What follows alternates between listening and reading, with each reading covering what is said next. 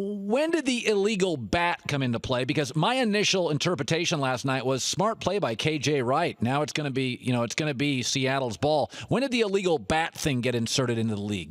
Well, I wish I was home with my rule books instead of sitting here in Racine, Wisconsin, chasing the freshest Kringle in town. But the fact is, it was long before 1996 when I first came into the league, where it's always been illegal to bat a loose ball, and you're talking about a fumble play here.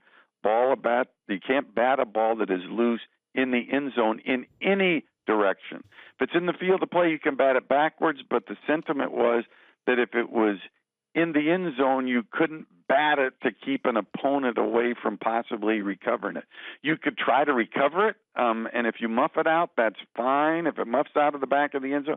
But to take the act of striking it with your arm or your hand intentionally, that's always been an illegal act, and certainly nothing new.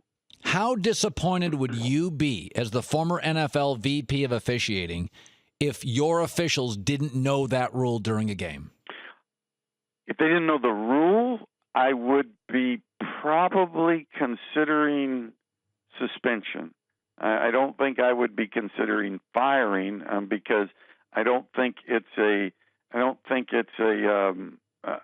something that's worth firing of because it's a little bit of an unusual play.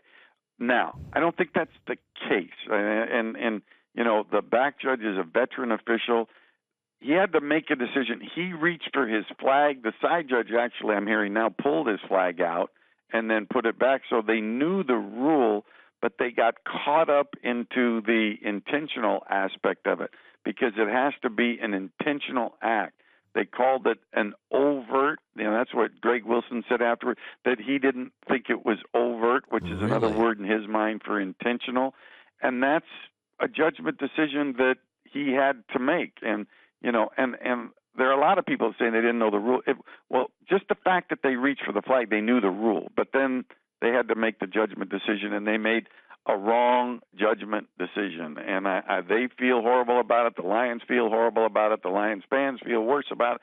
Everybody feels bad about it. But it was a judgment decision that was wrong, that was not reviewable in replay because no aspect of batting is reviewable in replay.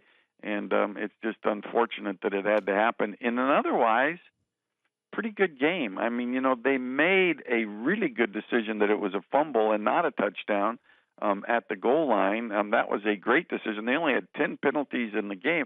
My God, that's wonderful compared to what we're going through for most of the games. But it boils down to a bad judgment error at the end of the game, which had a big impact on the outcome.